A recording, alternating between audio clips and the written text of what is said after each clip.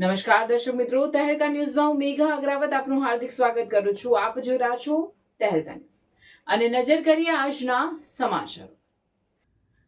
અંકલેશ્વર શહેર ST depot ખાતેથી અંકલેશ્વરથી સાળંગપુર, અમરેલી તથા છોટાઉદેપુર અને વાપીના 3 નવા રૂટની બસ સેવાનું રાજ્યમંત્રી ઈશ્વરસિંહ પટેલના હસ્તે લોકાર્પણ કરવામાં આવ્યું હતું અને તેઓએ લીલી ઝંડી આપી ત્રણેય બસનું પ્રસ્થાન કરાવ્યું હતું।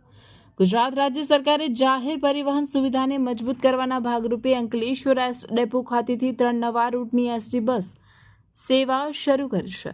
અંકલેશ્વરથી સાળંગપુર, અમરેલી તથા છોટાઉદેપુર અને વાપી બસ સેવાનો આજથી પ્રારંભ કરાયો છે। આ સેવાથી મુસાફરોને સીધી મુસાફરીની સુવિધા મળશે।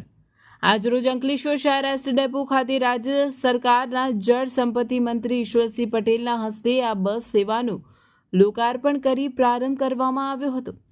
રાજ્યમંત્રી ઈશ્વરસિંહ પટેલે નવા 3 રૂટની 3 બસોને ફ્લેગ ઓફ આપી પ્રસ્થાન કરાવ્યું હતું। આ પ્રસંગે ભરૂચ વિભાગીય નિયામક સંજયભાઈ જોશી, અંકલેશ્વર ડેપો મેનેજર જગદીશ ગાવિત અને ડેપોના કર્મચારીઓ સહિત મુસાફરો ઉપસ્થિત રહ્યા હતા। આદરણીય ડેપ્યુટી મુખ્યમંત્રી શ્રી હર્ષભાઈ સંઘવીજીના સાનિધ્યની અંદર આજે અંકલેશ્વર ડેપો ખાતે 3 નવી બસો જે આપી છે, જે મુસાફરોના આવવા જવા માટે સવલતતા એક નવી આજથી ઊભી થઈ છે। એમાં અંકલેશ્વરથી અમરેલી વાયા સાળંગપુર હનુમાનજી, બીજી બસ છે અંકલેશ્વરથી વાપી, ત્રીજી બસ છે અંકલેશ્વરથી સુરત અને સુરતથી છોટાઉદેપુર।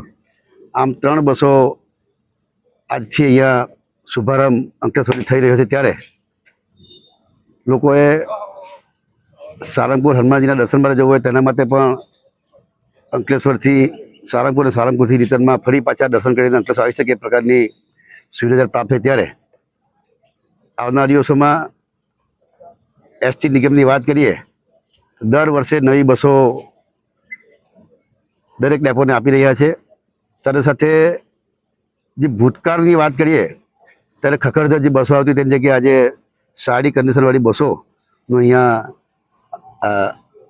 ગુજરાતની અંદર એસટી નિગમ દ્વારા મળી રહ્યું છે અને ગુજરાત સરકાર પણ નિગમને સહાયરૂપ થઈને દર વર્ષે બસો નવી પૂરી પાડી રહ્યા છે। ત્યારે આ જનતાને આનાથી લાભ થવાનો, ત્યારે હું ખૂબ શુભેચ્છા પાઠવું છું અને રાજ્ય સરકારનો આ 3 બસો આપે છે બદલ એમનો આભાર માનું છું।